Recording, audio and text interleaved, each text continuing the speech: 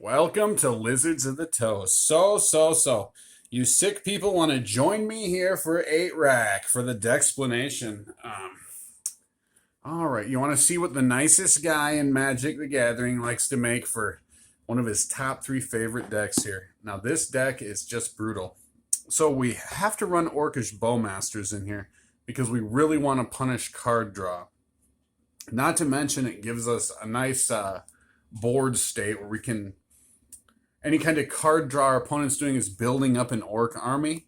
And that Orc army gives us a wonderful sack outlet. So we are going to be running 4 of those Bowmasters. Now this is called the 8-rack Voidmasters, no? So we have the Doothy Voidwalker there. With that wonderful shadow. This is going to put our opponent on their toes. So, card we put into an opponent's graveyard from anywhere. Exile it with a Void counter. As we are having discard in this deck, being an 8-rack, we are filling up a hand so we can use our own opponent's spells against them by sacrificing the Voidwalker. 1, 2, 3 Voidwalkers in the main deck. That's right. And that lucky 7 there rounds out the creature base, friends. That's it. And sometimes, quite frequently, those Voidwalkers and a couple Bowmasters may find their way into a sideboard. Surgical Extraction. This does not find its way into a sideboard. People sideboard this, and I don't quite understand why. In fact, I sideboard something that's similar to this. So, let's say turn 1 we Thoughtseize. We get a good look at the opponent's hand. We can pay 2 life in addition to the 1 for Thoughtseize. Pay the 2, play this, and we can take a win condition out on our first turn. If we go first, we can remove such an important piece from them. Hits the graveyard, we pay the 2 life, pay the Surgical Extraction. They lose all hope. Abandon all hope, you fools. Because guess what? You've been surgically extracted. You see that guy? I don't know what he thinks he's going to do there. We're running 2 of those in the main deck. Oh, the glare is real. All right. We have Funeral Charm. Because it's an instant, my friends. Target player discards a card or target creature gets negative or +2 -1, which can be really funny with the monkey. Until end of turn, or target creature gains Swamp Walk until end of turn. So this is cool because, well, we have Yawgmoths in here. We have Urborgs, rather. Urborg Tomb of Yawgmoth makes everything a swamp, so things can get Swamp Walk. But what we really like is instantly being able to have somebody discard something. So if we have them hellbent and they draw something, trying to top deck some miracle thing, we can hit them with Funeral Charm. We're running 2 of those. We ran 3, and gosh, it's just such a tight build. Now here is a Lizards exclusive in this deck, Blackmail. For 1 black, this sorcery from Onslaught days is so cool. Target player reveals 3 cards from his or her hand, and you choose one of them. That player discards that card. So turn 1 we Thoughtseize and we do the Surgical Extraction. We know that our opponent will have, let's say they have 4 cards in hand. So on their turn, maybe they play a land or something. They'll show us 3 cards. By the time we get through, we can even get them to discard a land card. So this is specifically in here. This takes the place of 2 Raven's Crimes. Because having somebody discard a land is so good. Raven's Crime is great. I know it's a cardinal sin to not have 4 of these in here a lot of the times. But we do not have 4 of these. We're just running 2, and it's working more than okay for us. So here's Thoughtseize. Love this card. 1, 2, 3, 4 Thoughtseize. So this is just rip apart our opponent's hand right away. And it's going to take some life from us. That's a problem. And unfortunately, Collective Brutality is not in this deck like it was in the 8-rack scam. So we have Inquisition of Kozilek. Target player reveals their hand. You choose a non-land card from it with mana value 3 or less. That's almost everything in Modern. Anything over 3 is expensive. Running 4 of these because in some ways this is as good as Thoughtseize because it doesn't hurt us. Now here is where things get a little different. Now, I just want to say this is not a Pox deck. because it does not run Shrieking Affliction and it only has 4 racks. Obviously, the Urza's Saga plays the part of a rack. So that's why it's 8 racks still, in my opinion. My humble opinion. But Smallpox. Now, this one can be sideboarded, and sometimes should be sideboarded. Each player loses 1 life, discards a card, sacrifices a creature, then sacrifices a land. 1, 2, 3, 4 in the main deck, though. So, not sideboarded very often for us because we like to use it certain ways. And then here we have the rack, the namesake. Now that makes sense. That's a rack, as you've seen. We all know from like medieval history, the Dark Ages, the Spanish Inquisition. That is a rack. That, I don't know what that is. We'll have to ask Urza sometime about that. But the rack is the showboat in here. Now, I ran a couple Shrieking Afflictions in here. Now I just run 4 racks. Here's a little funny thing. We'll hold up the show here. So look at the wording of these.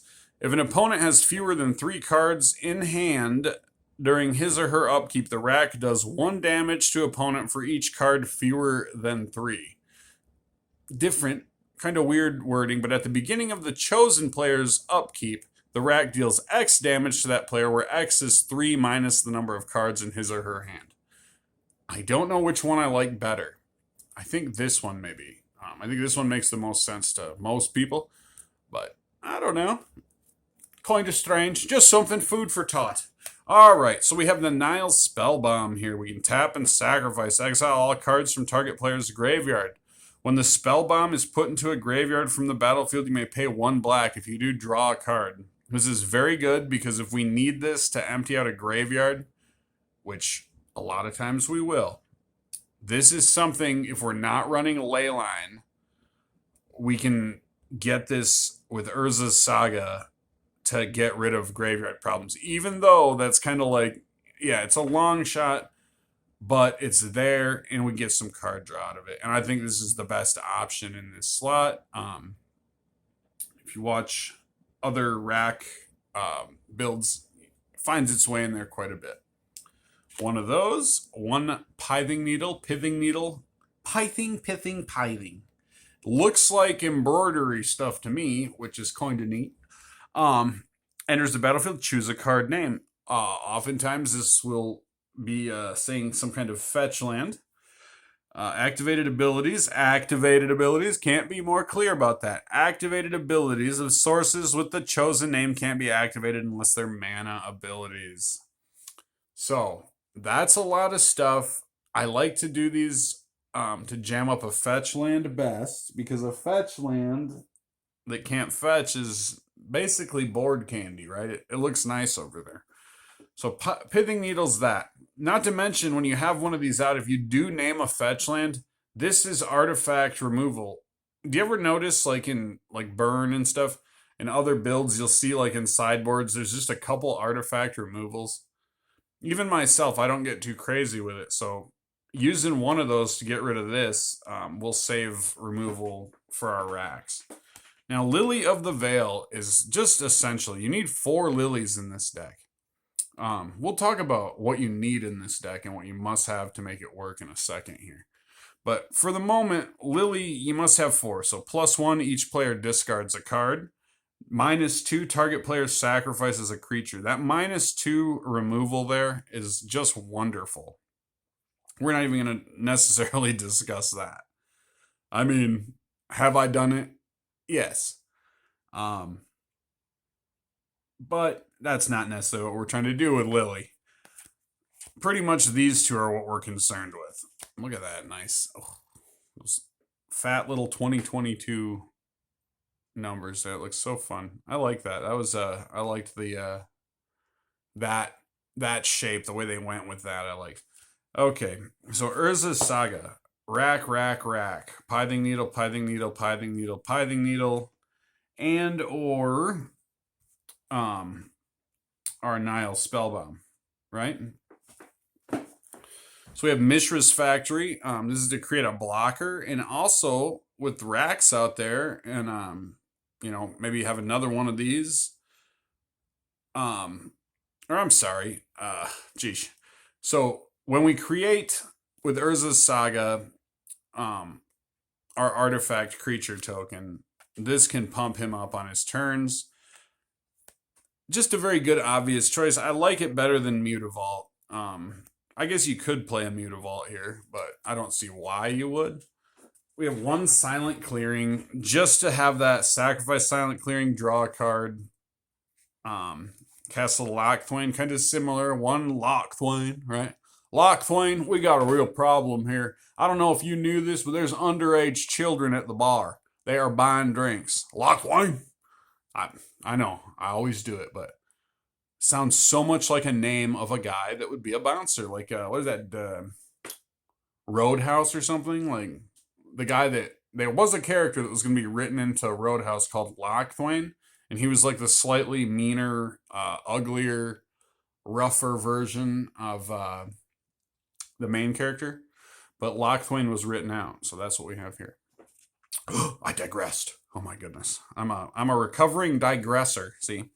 So we have Urborg, which is going to turn all these wonderful lands into swamps in addition to their other types. So we run, it's kind of weird, 4 of those, but that's how this engine works here. We need these to be swamps because it's mono black. And some of my favorite swamps are right here because they're like dead forests. Which I don't like dead forests, I like living forests. But for an evil deck like this, I like this wasted dead land. We have those, just to let our opponents know. This is the end-all be-all, sir. Death be not proud, right? So we have a couple more land. Oh, I love that right there. Nice little swamp there. I've actually seen this place in real life, believe it or not. And we'll go over the sideboard, and then we will talk a little bit about strategies. Okay? So, I've tried a couple of these, and I don't know, it's just such a tight board we're running here. It just didn't find its way to have 3 of them, but I have 1 of them. And a lot of times it just sits in the deck. And when you get it out, it's so problematic for our opponents that are running creature builds. But that's why it's in the sideboard. Because we don't always, some people we play against, they don't even run a lot of creature builds. So these are kind of our one-ofs in the sideboard. We have one-of Bridge, another Pithing Needle. If we really want to do some things besides just using it on one thing, maybe a little bit extra. We have Turok the Dread Canner. So if we're going against something in white, this guy's a finisher. I've won games with Turok. So against mono white,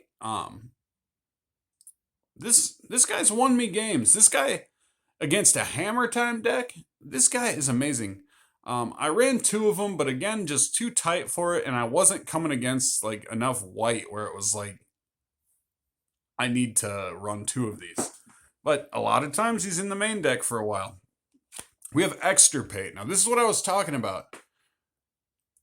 I come up against a lot of combo decks and stuff, so having Extirpate, if I take something out of the sideboard, or, this will go from the sideboard into the main deck quite frequently, just as a third of Surgical Extraction.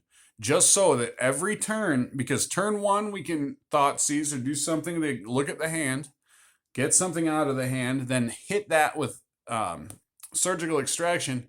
With 3 of these in the main deck, we can guarantee that 3 turns. So turn 1, as long as it's Surgical Extraction and not Extirpate, I think we're very happy.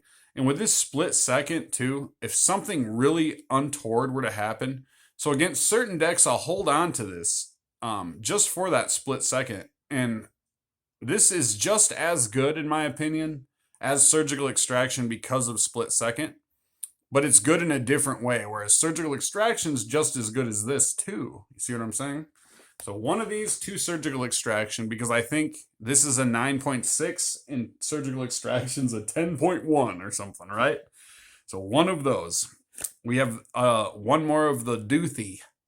We have our full art Duthie here, so we know which one we are going to sideboard. This will find its way in if we want to bulk up our creature base. Now, if somebody else is playing creatures and we're like, you know what, we don't want to play creatures, we're going to pop out our own Dauthai Voidwalkers, and we're going to put in these Fatal Pushes, and we may even go ahead if they have like some kind of enchantments we want to deal with, or even a way to deal with their other creatures. We have 3 Feed the Swarms. And guess what? I run these because in my play groups, I see Leyline of Sanctity. Yes, people run it. I know at least 5 people that run it. It's a good card. It's a good sideboard card. As good as a sideboard card for white as this is for black, in my opinion. So we have these in here. Scam is not as big of a problem as it used to be. But guess what? We still have graveyard activities that we come across in the wilds. So 4 of these. Who wants to have these? I wish I could have a couple of something else in here. Maybe even a couple of wrench mines or something. But we need these. They play their part. Just like Feed the Swarm. It's not the most exciting card, but when somebody starts their turn with a Leyline of Sanctity, this is what you want. 1 of these in your hand, and 3 is the magic number for getting something in your hand, but not getting flooded with something. So that is our sideboard. Let's go ahead and talk a little bit now about our game plan, what we're seeking to do here. Well, I guess that's kind of obvious. But, I will show you a couple wonderful ways that we can utilize things here. So let's get our things in order, right? Be nice and efficient. So we'll say, we'll have that. So an excellent play, in my opinion, you'll find yourself sometimes at an impasse, or if you have like 2 or 3 lands, in hand in your opening hand, you may have an Urza's Saga. You may find yourself where you're like, hey, I should play this Saga out. Because guess what? If I do that, my rack will be guaranteed to be in my hand. Or we can even get another rack if we already have one in our hand. Stop. Don't. Wait. Don't do that. I'll tell you why.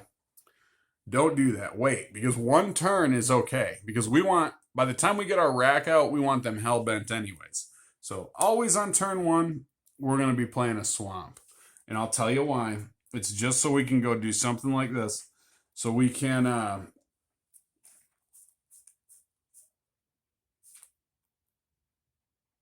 go ahead and just play something like Blackmail. Go like that. Say that's what we had. We see what they have. And then, like I talk about, if we're really lucky and things are really going our way, we can surgically extract. So this is turn 1. We pay our 2 life. We've seen their hand, 3 of what's in their hand. And if it's a different card, if this is a Thoughtseize, right? Let's say it is. Yeah, we're going to be paying 4 life. That's a bummer. But you know what? Things are going to be moving along mighty quick for us now because we've Thoughtseized them. We've taken something. Let's say they had 2 lightning bolts in hand, right? A surgical extraction to the lightning bolt. We Thoughtseize the lightning bolt. Similarly, if they hit us with a lightning bolt on their turn 1 and they're a burn deck, we can Thoughtseize them. We can surgically extract their lightning bolt. Or we can just surgically extract the lightning bolt. So turn 1, this is what we want. So look at what we've got here. We've got them to discard 2 cards, plus we've removed possible win counts from their deck. Now, that has cost us. What's the trade-off of not playing Urza's Saga? So the trade-off of not playing Urza's Saga is if our hand, what would we play? I mean, it's not like if we had a rack out, like that's what Urza's Saga turn 1 would get us. We could tap it and play a rack and give our opponent something to wipe out with some artifact removal. So Urza's Saga is good in your opening hand. But always play the Mountain or the Yogg, the Urborg Yawgmoth first. Just so you can always get what you want out of that. So, that being said, let's talk a little bit about, let's see here. Okay, about land. All right. Make sure I got them all here. 1, 2, 3, 4, 5, 6, 7. 7 colorless. These produce black. But in the way that I play this, which is based on the old school rack that was the linear rack, not like the Jurassic rack, but the rack that didn't run Reggie, the rack that ran Smallpox and actually like they're good decks. I like the Reggie, Triassic, Jurassic rack, but for winning tournaments and like looking at like competitive play, the linear rack with the Smallpox is the way to go. This is always going to hurt our opponents more than us because we have 23 lands. Now, if you're going to play Smallpox in the deck, you must have 23 lands at least. So, like Mono Black Scam, you could never get away with playing Smallpox in Mono Black Scam. Ever. I'd love to see it. Somebody try it. If somebody has tried it, pipe in. But never. Because this card takes up slots of... I'd say like if you're going to play this, playing 4 of these takes up 7 slots. Because rather than playing 20 lands or 19 lands or something, you're going to be playing 23 lands at least. And in this deck, we have 23. So, that's important to think about. And it's also important to think about when to use this thing and when not to. So, let's say turn 2, if we have something going on, we may not want to use this. We may not want to sacrifice our own lands. The good thing about this is early on in the game, we can devastate our opponent enough to where they are so behind that our rack is just chump, chump, chump, chump. Like the, what was that old sci-fi show? The Langoliers, you know, they ate the time up. That's where the past goes. These little things munch it. The racks just go munch, munch, munch, munch. So Smallpox, when to use it. There's good times to use it, and there's bad times to use it. But depending on how you have the deck, and if you've sideboarded right, there won't be a bad time to use it. If you sideboarded wrong, I will leave that up to the player to decide against your matchups. But in certain instances, would I sideboard Smallpox? I would. And what would I do? Well, I'll show you. So why would we sideboard Smallpox? Let's say we're not going up against a very creature-heavy deck, and we're going up against a deck that maybe has a lot of basic lands, like a monocolored deck. So if I'm going up against a monocolored deck like a Red Prowess or like a Merfolk or something like that, I would probably, in that instance, sideboard Smallpox. And what I would sideboard it for would definitely be 3 Fatal Pushes and probably a bridge.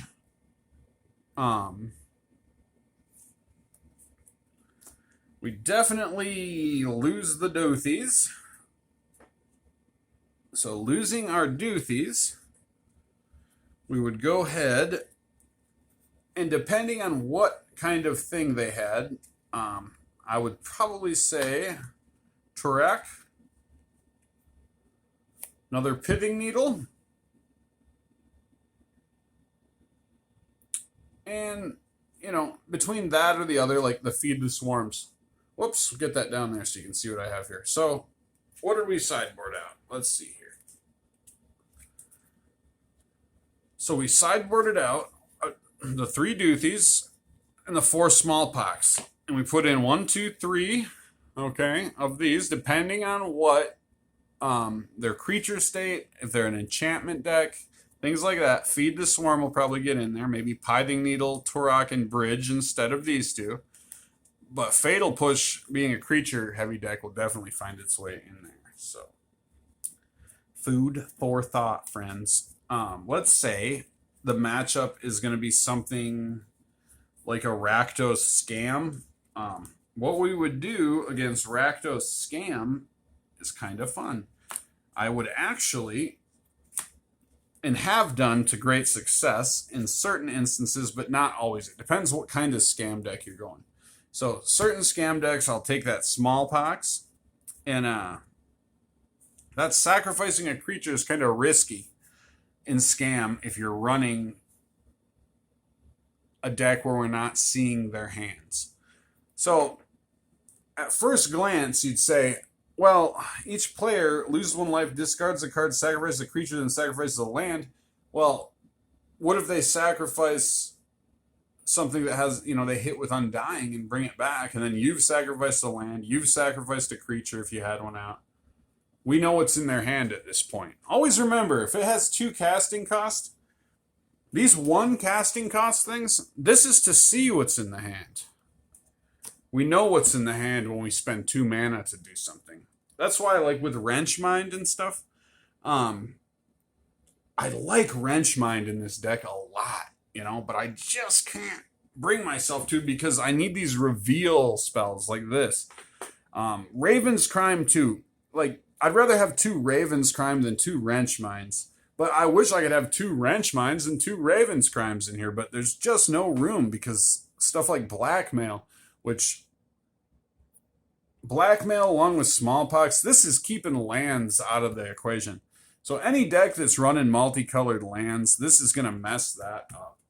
But like in Scam, we can get rid of our Voidwalkers, and we are going to totally go all in with our Leyline.